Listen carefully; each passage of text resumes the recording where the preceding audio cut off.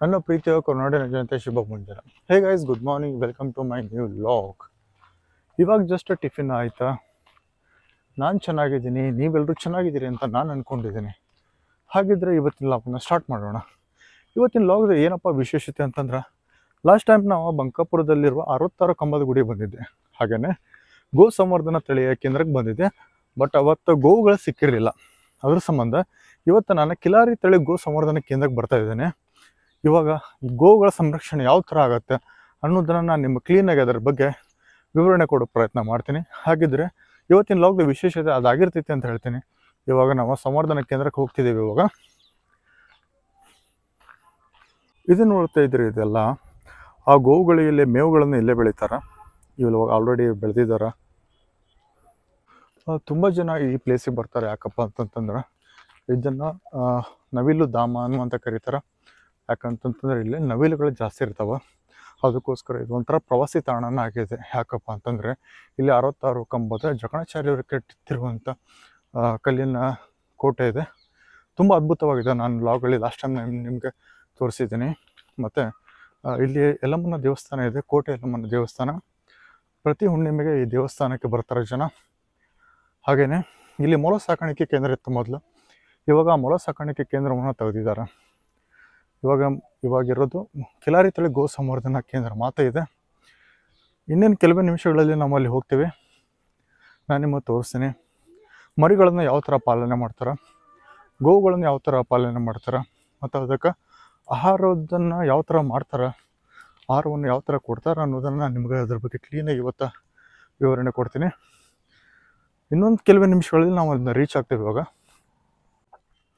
ಇವಾಗ ನಾವು ಅದೇ ರೂಟಲ್ಲಿ ಹೊರಡ್ತಾ ಇದ್ದೇವೆ. ಎಲ್ಲ ಭಕ್ತಾದಿಗಳು ಯಲ್ಲಮ್ಮನ ದೇವಿ ದರ್ಶನ ಮುಗಿಸ್ಕೊಂಡೆ ಮನೆಗೆ ರಿಟರ್ನ್ ಹೋಗ್ತಾ ಇದ್ದಾರೆ. ಆಲ್ಮೋಸ್ಟ್ ಅಲ್ಲ ದರ್ಶನದ ಸಮಯ ಮುಗಿದಿದೆ. ನೀವು ನೋಡ್ತಿದ್ರಿ ಅಲ್ಲಿ ನವಿಲುಗಳು ಕಾಣಿಸ್ತಾ ಇದ್ದಾವೆ. ನವಿಲುಗಳ ಆಹಾರವನ್ನು ತಿಂತಿದ್ದಾವಲ್ಲಿ ನೀವು ನೋಡ್ತಿದ್ರಲ್ಲಿ.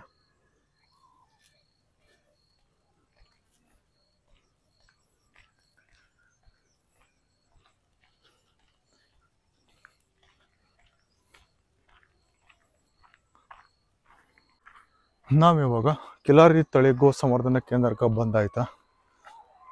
ಭಾಳ ಅಂದ್ರೆ ಭಾಳ ನಿಯರ್ ಇದ್ದೇವೆ. ಇನ್ನು 1 ಮಿನಿಟಲ್ಲಿ ನಾವು ರೀಚ್ ಆಗ್ತೇವೆ. ನೀವು ಅಲ್ಲಿ ನವಿಲುಗಳನ್ನು ನೋಡ್ತಿದ್ದೀರಿ, ನವಿಲುಗಳು ಕಾಣಿಸ್ತಿದೆ ನಿಮಗೆ. ಈಗಿನ ತುಂಬ ಅತ್ಯದ್ಭುತವಾದ ತುಂಬ ಪ್ರಮಾಣದಲ್ಲಿ ನವಿಲುಗಳು ಬರ್ತಾವೆ. ನವಿಲುಗಳ ಸಂಖ್ಯೆ ತುಂಬಾ ಇದೆ ಇಲ್ಲಿ.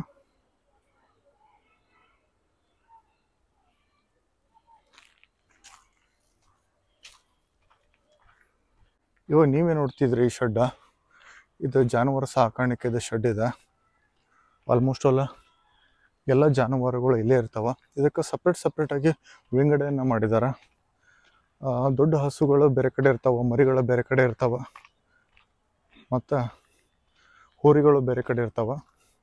ತುಂಬ ಚೆನ್ನಾಗಿ ಅದರ ನಿರ್ವಹಣೆಯನ್ನು ಮಾಡಿದ್ದಾರೆ ಅಂತಲೇ ಹೇಳ್ಬೋದು.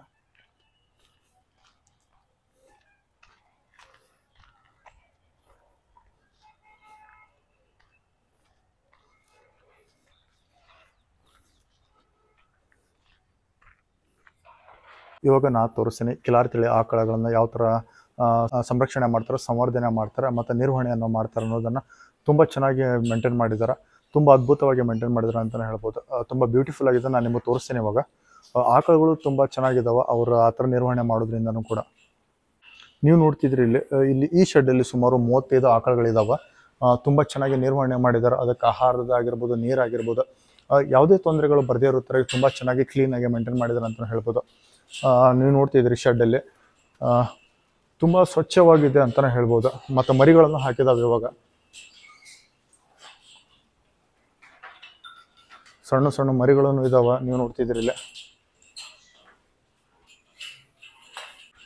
ಇದು ಕಿಲಾರಿ ತಳಿ ಹೋರಿ. ಇದು ಬೀಜದ ಹೋರಿ ಅಂತಾರಲ್ಲ ಅದು. ಇವೆಲ್ಲ ನೀವು ನೋಡ್ತಿದ್ರಿ, ಇವೆಲ್ಲ ಆಕಳುಗಳು. ಇಲ್ಲಿ ಸಣ್ಣ ಮರಿ ಇದೆ, ನೀವು ನೋಡ್ತಾ ಇದ್ದೀರಿ. ಇದು ಅವಕ್ಕೆ ಆಹಾರನೇ ಇಲ್ಲೇ ಬೆಳೀತಾರೆ. ಬೆಳೆದಿದ್ದ ಆಹಾರನೇ ಇಲ್ಲೇ ನೀಡ್ತಾರೆ. ಅವಕ್ಕೆ ಯಾವುದೇ ತೊಂದರೆಗಳು ಬಂದರೂ ಅದಕ್ಕೆ ಕ್ಲೀನಾಗಿ ಮೇಂಟೈನ್ ಮಾಡ್ತಾರೆ, ನಿರ್ವಹಣೆ ಮಾಡ್ತಾರೆ. ಆ ಜವಾಬ್ದಾರಿನ ಇವರು ನಿರ್ವಹಿಸ್ತಿದ್ದಾರೆ ಅಂತ ಹೇಳ್ಬೋದು. ಗೋ ಸಂವರ್ಧನೆ ಮಾಡ್ತಿದ್ದಾರೆ, ಗೋ ಸಂರಕ್ಷಣೆ ಮಾಡ್ತಿದ್ದಾರೆ ಅಂದ್ರೆ ಅವ್ರು ಎಲ್ಲಿ ಧನ್ಯವಾದಗಳು ಹೇಳೋದು ನಾವು ಇವಾಗ. ಈ ಮರಿ ಏನು ನೋಡ್ತಿದ್ರಿ, ಇವತ್ತು ಬೆಳಗ್ಗೆ ಮರಿ ಹಾಕಿದೆ ಅಂತದ. ಇದೇನು ನೋಡ್ತಿದ್ದೀರಲ್ಲ ನೀವು, ಇದು ಬೀಜದ ಹೋರಿ ಅಂತಿದ.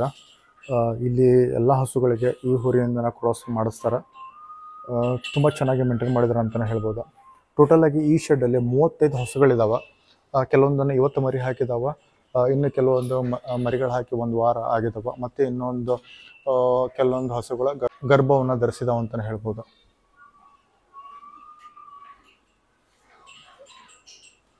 ಇವಾಗ ನಾವು ಇನ್ನೊಂದು ಶೆಡ್ಡಿಗೆ ಕರ್ಕೊಂಡು ಹೋಗ್ತೇನೆ ನಿಮ್ಗೆ. ಟೋಟಲ್ ಇಲ್ಲಿ 7 ಶೆಡ್ಗಳಿದಾವಂತ. ಪ್ರತಿಯೊಂದು ಶೆಡ್ಡಲ್ಲಿ ಕೆಲವೊಂದು ಶೆಡ್ಡಲ್ಲಿ ಹಸುಗಳಿದಾವಂತ, ಕೆಲವೊಂದು ಶೆಡ್ಗಳಲ್ಲಿ ಏನಪ್ಪ ಅಂತಂದ್ರೆ ಮರಿಗಳಿದಾವಂತ, ಕೆಲವೊಂದು ಶೆಡ್ಗಳಲ್ಲಿ ಸ್ವಲ್ಪ ದೊಡ್ಡವಾಗಿರೋ ಮರಿಗಳಿದಾವೆ, ಕೆಲವೊಂದು ಶೆಡ್ಗಳಲ್ಲಿ ಹೋರಿಗಳು ಇದಾವಂತ. ನಾನು ನಿಮಗೆ ಇವತ್ತಿನ ವ್ಲಾಗನ್ನು ತೋರಿಸೋ ಪ್ರಯತ್ನ ಮಾಡ್ತೀನಿ. ಇವಾಗ ಆ ಶೆಡ್ಡಲ್ಲಿ ನಿಮಗೆ ಎಲ್ಲ ಹಸುಗಳನ್ನು ತೋರಿಸಾಯ್ತು. ಮತ್ತು ಇನ್ನೊಂದು ಶೆಡ್ಡಿಗೆ ಕರ್ಕೊಂಡು ಹೋಗ್ತೀನಿ ನಿಮಗೆ.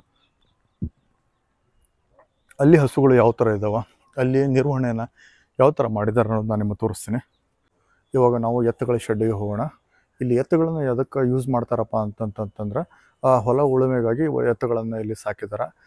ಬಿತ್ತೋದಾಗಲಿ ಇವಾಗ ಆಹಾರವನ್ನು ಬೆಳೆಯೋದಕ್ಕೋಸ್ಕರ ಇಲ್ಲಿ ಎತ್ತುಗಳನ್ನು ಸಾಕೊಂಡಿದ್ದಾರೆ. ಇವಾಗ ನಾವು ಶೆಡ್ ಒಳಗಡೆ ಬಂದ್ವಿ. ಇಲ್ಲಿ ನೋಡ್ತಿದ್ದೀರಿ ನಾವು ಟೋಟಲಾಗಿ 4 ಜೋಡಿ ಇದಾವೆ. 2 ಜೋಡಿ ಮಾತ್ರ ಇಲ್ಲೇ ದೊಡ್ಡವಾಗಿದ್ದು ಮರಿಗಳೆಲ್ಲ. ಕೆಲವೊಂದು ಜೋಡಿಗಳನ್ನು ಬೇರೆ ಕಡೆಯಿಂದ ತೊಗೊಂಬಂದಿದ್ದಾರಂತ. ಇವೆರಡು ಜೋಡಿಗಳು ಏನಿದಾವೆ ಬೇರೆ ಕಡೆಯಿಂದ ತೊಗೊಂಬಂದಿದ್ದಾರೆ. ಇದು ಎತ್ತುಗಳನ್ನು ಇಲ್ಲೇ ನೋಡ್ತಿದ್ದೀರಿ ನೀವು.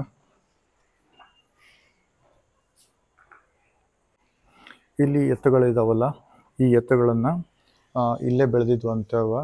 ಇಲ್ಲೇ ಸಣ್ಣ ಮರಿ ಇದ್ದಾಗ ಇವನ್ನ ಬೆಳವಣಿಗೆ ಇಲ್ಲೇ ಹೊಂದಿದಾವ. ಬೆಳವಣಿಗೆ ಹೊಂದಿದ್ದಾದ್ಮೇಲೆ ಇಲ್ಲೇ ಇವನ್ನ ಹೊಲ ಉಳಕ್ಕೆ ಯೂಸ್ ಮಾಡ್ತಿದ್ದಾರೆ. ತುಂಬ ಚೆನ್ನಾಗಿ ಮೇಂಟೈನ್ ಮಾಡಿದ್ದಾರೆ ಅಂತಲೇ ಹೇಳ್ಬೋದು.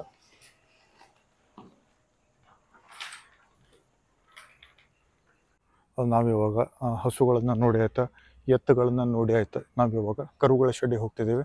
ಆ ಕರುಗಳನ್ನು ಯಾವ ರೀತಿಯ ನಿರ್ವಹಣೆ ಮಾಡ್ತಿದ್ದಾರೆ ಅನ್ನೋದನ್ನು ನಾನು ನಿಮಗೆ ತೋರಿಸ್ತೀನಿ ಇವಾಗ.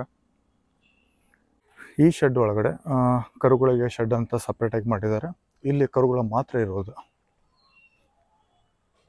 ಕರುಗಳು ಯಾವ ಥರ ಇದಾವೆ ಅನ್ನೋದು ನಾನು ನಿಮಗೆ ತೋರಿಸ್ತೀನಿ ಇವಾಗ. ಇಲ್ಲಿ ನೋಡ್ತಿದ್ದೀರಿ ಕರುಗಳು ಎಲ್ಲ ಇಲ್ಲಿದ್ದಾವೆ. ಇಲ್ಲಿ ನೋಡ್ತಿದ್ದೀರಲ್ಲ ನೀವು, ಇವು ಮರಿಗಳ 4 ತಿಂಗಳ ಮರಿಗಳಂತಿವ. ಇಲ್ಲಿ 6 ಮರಿಗಳನ್ನು ಹಾಕಿದ್ದಾರೆ ಈ ಕಂಫಾರ್ಟ್ಮೆಂಟ್ ಒಳಗಡೆ. ಹಾಗೆಯೇ ಮುಂದ್ಗಡೆ ಹೋದ್ರೆ ನಾವು ಇಲ್ಲಿ ನೋಡ್ತಿದ್ರಲ್ಲ ಮರಿಗಳನ್ನು ನೀವು, ಇವು 8 ತಿಂಗಳ ಮರಿಗಳಿವೆ. ಈ ಕಂಫಾರ್ಟ್ಮೆಂಟಲ್ಲಿ 4 ಮರಿಗಳಿದ್ದಾವೆ. ಇಲ್ಲೇ ಹುಟ್ಟಿದ್ದು ಮತ್ತು ಇಲ್ಲೇ ಬೆಳವಣಿಗೆಯನ್ನು ಹೊಂದಿದಿರೋದ. ಇಲ್ಲೇ ಮತ್ತು ಇಲ್ಲೇ ನಿರ್ವಹಣೆಯನ್ನು ಮಾಡ್ತಾರೆ. ಅದಾದಮೇಲೆ ಆ ಕಡೆ ಕಂಫಾರ್ಟ್ಮೆಂಟ್ ಖಾಲಿಯಾಗಿದೆ, ಯಾಕಂದರೆ ಆಲ್ರೆಡಿ ಅಲ್ಲಿ ಮಾರ ಕೊಟ್ಟಿದ್ದಾರಂತೆ. ಇಲ್ಲೇ ನೋಡ್ತಿದ್ರಲ್ಲ ನೀವು, ಇವು 8 ತಿಂಗಳ ಮರಿಗಳದಾವೆ. ಇಲ್ಲೇ ನೀವು ಇಲ್ಲಿ ಮರಿಗಳ ಸಂಖ್ಯೆ ಸ್ವಲ್ಪ ಜಾಸ್ತಿ ಇದೆ. ಯಾಕಂತಂತಂದರೆ ಇವು 15 ದಿವಸದ ಮರಿಗಳಂತೀವ. ಅದಕ್ಕೋಸ್ಕರ ಇಲ್ಲಿ ಈ ಕಂಫಾರ್ಟ್ಮೆಂಟಲ್ಲಿ ಜಾಸ್ತಿ ಮರಿಗಳನ್ನು ಹಾಕಿದ್ದಾರೆ ಇವರು. ಸುಮಾರು ಇಲ್ಲಿ 10 ಮರಿಗಳಿದಾವೆ. ನೋಡ್ತಿದ್ರಿ, ಈ ಮರಿಗಳನ್ನು ಇಲ್ಲೇ ರಕ್ಷಣೆ ಮಾಡ್ತಾರೆ, ಇಲ್ಲೇ ಊಟ ಕೊಡ್ತಾರೆ, ಮತ್ತು ಅವುಗಳ ನೀರನ್ನು ವ್ಯವಸ್ಥೆಯನ್ನು ಇಲ್ಲೇನೆ ಮಾಡಿದ್ದಾರೆ. ಅದಕ್ಕೋಸ್ಕರ ಇಲ್ಲಿ ಅವನ್ನ ಮರಿಗಳ ಶೆಡ್, ಕರುಗಳ ಜಾನುವಾರುಗಳ ಕರುಗಳ ಶೆಡ್ ಅಂತ ಸಪ್ರೇಟಾಗಿ ಮಾಡಿದ್ದಾರೆ. ಯಾವುದೇ ತೊಂದರೆಗಳು ಆಗದೇ ಇರಲಿ ಅಂತ. ಇಲ್ಲಿ ನಾನು ಕರುಗಳ ಬಗ್ಗೆ ತಿಳಿಸಿ ಆಯಿತಾ, ಮತ್ತು ನೀವು ನೋಡಿನೂ ಆಯಿತಾ. ಈ ಶೆಡ್ಡಲ್ಲಿ ಎಷ್ಟು ತಿಂಗಳ ಕರುಗಳು ಇರ್ತಾವೆ ಅನ್ನೋದನ್ನು ನಾನು ನಿಮಗೆ ತೋರಿಸಿದ್ದೀನಿ. ಅವುಗಳ ಆಹಾರ ಯಾವ ಥರ ಇರುತ್ತೆ, ವ್ಯವಸ್ಥೆ ಯಾವ ಥರ ಇರುತ್ತೆ ಅನ್ನೋದನ್ನು ನಾನು ನಿಮಗೆ ತೋರಿಸಿದ್ದೀನಿ. ಇವಾಗ ಮುಂದಿನ ಶೆಡ್ಡಿಗೆ ಹೋಗೋಣ. ಮುಂದಿನ ಶೆಡ್ಡಲ್ಲಿ ಯಾವ ಥರ ಹಸುಗಳನ್ನು ಮೇಂಟೈನ್ ಮಾಡಿದ್ದಾರೆ ಅನ್ನೋದು ನಾನು ನಿಮಗೆ ತೋರಿಸ್ತೀನಿ. ನಾನಿವಾಗ 2 ವರ್ಷದ ಆಕಳುಗಳ ಯಾವ ಥರ ಇರ್ತಾವೆ ಅನ್ನೋದು ತೋರಿಸ್ತೀನಿ. ಅದಕ್ಕೆ ಅಂತ ಒಂದು ಸಪ್ರೇಟ್ ಶೆಡ್ ಮಾಡಿದ್ದಾರೆ ಇಲ್ಲಿ. ಇವಾಗ ಶೆಡ್ ಒಳಗಡೆ ಹೋಗೋಣ. ಇಲ್ಲಿ ನೋಡ್ತಿದ್ದೀರಿ ನೀವು, ಇವೆಲ್ಲ 2 ವರ್ಷದ ಮರಿಗಳಿವ. ತುಂಬ ಚೆನ್ನಾಗಿ ಕ್ಲೀನಾಗಿ ಮೇಂಟೈನ್ ಮಾಡಿದ್ದಾರೆ. ಅವಕ್ಕೆ ಯಾವುದೇ ತೊಂದರೆಗಳು ಆಗದೇ ಇರೋ ಹಾಗೆ ನೀವು ನೋಡ್ತಾ ಇದ್ರಿ. ನೋಡಿದ್ರೂ ಗೊತ್ತಾಗ್ಬಿಡ್ತೈತಿ ಎಷ್ಟು ಚೆನ್ನಾಗಿ ಮೇಂಟೈನ್ ಮಾಡಿದ್ದಾರೆ ಅಂತಾನೆ.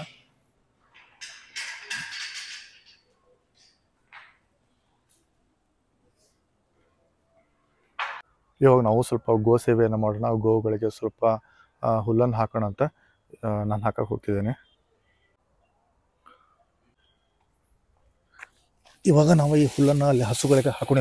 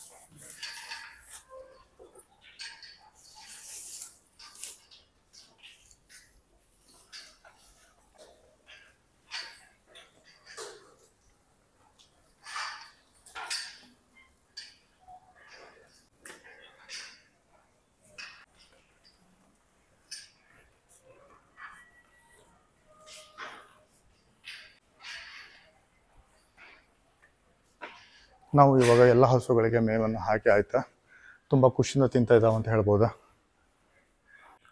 ನಾನು ನಿಮ್ಮನ್ನು ಮತ್ತೊಂದು ಶೆಡ್ಡಿಗೆ ಕರ್ಕೊಂಡು ಹೋಗ್ತೀನಿ. ಆ ಶೆಡ್ ಒಳಗಡೆ ಫೆಬ್ರವರಿ 2024ರಲ್ಲಿ ಕೆಲವೊಂದು ಆಕಳುಗಳನ್ನು ಮತ್ತು ಕೆಲವೊಂದು ಹೋರಿಗಳನ್ನ ಹರಾಜು ಹಾಕ್ತಿದ್ದಾರೆ. ಅವುಗಳನ್ನು ಸಪ್ರೇಟ್ ಬ್ಯಾಡ್ಜ್ ನಂಬರ್ ಕೊಟ್ಬಿಟ್ಟು ಸಪ್ರೇಟಾಗಿ ಇಟ್ಟಿದ್ದಾರೆ. ಅವು ಯಾವ ಥರ ಇದಾವೆ ಅನ್ನೋದನ್ನು ನಾನು ನಿಮಗೆ ತೋರಿಸ್ತೀನಿ. ಹರಾಜು ಪ್ರಕ್ರಿಯೆ ಬಗ್ಗೆ ನಾನು ಇನ್ನೂ ಕೆಲವೇ ನಿಮಿಷಗಳಲ್ಲಿ ನಾನು ಆಮೇಲೆ ಮಾತಾಡ್ತೀನಿ. ಫಸ್ಟ್ ಇವುಗಳನ್ನ ಹೋರಿಗಳನ್ನು ನೀವು ನೋಡಿಬಿಟ್ರೆ ಕರುಗಳನ್ನು ನೀವು ತೋರಿಸ್ತೀನಿ ನಾನು ಇವಾಗ. ಹರಾಜು ಮಾಡುವ ಮರಿಗಳೇನಿದಾವಲ್ಲ ಕರುಗಳ ಇಲ್ಲಿದ್ದಾವೆ. ಹರಾಜು ಕರುಗಳ ಇಲ್ಲಿ ನೋಡ್ತಿದ್ರಿ, ಅಲ್ಲಿ ಮುಂದ್ಗಡೆ ಒಂದು ನಂಬರ್ ಹಾಕಿದ್ದಾರೆ 1681, 1684, 1688 ಅನ್ನೋದನ್ನು. ಇವುಗಳನ್ನು ಹರಾಜು ಕೊಡ್ತಾರಂತ. ಇವೆಲ್ಲ ಏನು ಮರಿಗಳಿದ್ದಾವೆ, ಕರುಗಳೇನಿದ್ದಾವೆ ಇವು ಹರಾಜು ಕೊಡುವ.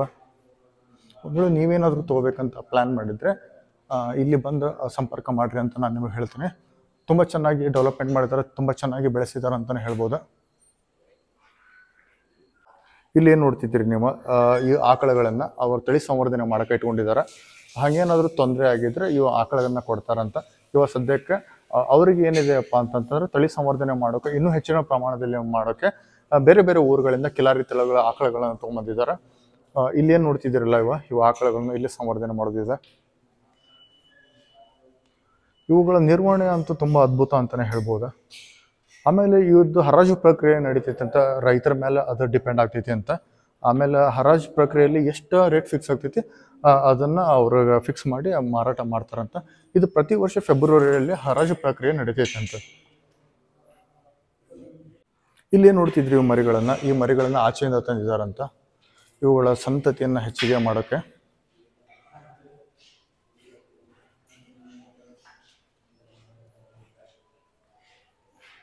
ಇಲ್ಲಿ ನೀವೇ ನೋಡ್ತಿದ್ರಲ್ಲ, ಇದು ಚಾಪರ್ ಮಷಿನ್ ಇದೆ. ಮೇವನ್ನು ಕಟ್ ಮಾಡೋಕೆ ಇಟ್ಕೊಂಡಿದ್ದಾರೆ. ಡೈಲಿ ಅವಕ್ಕೆ ಎಷ್ಟು ಆಹಾರ ಬೇಕೋ ಅಷ್ಟು ಸೊಪ್ಪನ್ನು ಕಟ್ ಮಾಡ್ಕೊಂಡು ಬಂದು ಇಲ್ಲಿ ಚಾಪ್ ಕಟ್ರಲ್ಲಿ ಚಾಪ್ ಮಾಡಿಬಿಟ್ಟು ಜಾನುವಾರುಗಳಿಗೆ ಕೊಡ್ತಾರೆ. ಇಲ್ಲಿ ನೋಡ್ತಿದ್ರೆ ಟ್ರ್ಯಾಕ್ಟರ್ ಇದೆ ಮೇವುಗಳನ್ನು ಹಾಕೊಂಬರೋಕ್ಕೆ. ಆಮೇಲೆ ಇದು ಹೊಲ ಕೆಲಸಗಳಿಗೆ ಇದನ್ನ ಯೂಸ್ ಮಾಡ್ತಾರೆ ಇವಾಗ. ಇವನ್ನೇನು ನೋಡ್ತಿದ್ದೀರಿ ನೀವು, 3 ತಿಂಗಳ ಕರುಗಳಂತೀವ. ಯಾಕಂತಂದ್ರೆ ಇವನ್ಯಾಕೆ ಸಪ್ರೇಟ್ ಇಟ್ಟಿದ್ದಾರೆ ಅಂತಂತಂದ್ರೆ, ಇಲ್ಲಿ ನಾನು ನಿಮಗೆ ತೋರಿಸಿದ್ನಲ್ಲ, ಇಲ್ಲಿ ಬ್ರೀಡಿಂಗ್ ಮಾಡಿದ್ದಾರಂತೆ ಈ ಶೆಡ್ ಒಳಗಡೆ. ಅದಕ್ಕೋಸ್ಕರ ಇದು ಸಪ್ರೇಟನ್ನು ಇವನ್ನ ಮೇಂಟೈನ್ ಮಾಡಿದ್ದಾರೆ ಅಂತಲೇ ಹೇಳ್ಬೋದು. ಇಲ್ಲಿ ಹಸುಗಳಿಗೆ ಹೊರಗಡೆ ಹೋಗಿ ಬಿಟ್ಟಿರ್ತಾರೆ ಮೇಯೋಕೆ. ಮೇಯ್ದ ಬಂದಾದ್ಮೇಲೆ ಇಲ್ಲೇ ಬಂದವು ನೀರು ಕುಡಿತಾವ. ನೀರಿನ ತೊಟ್ಟಿ ಮಾಡಿದ್ದಾರೆ ಇಲ್ಲೇ.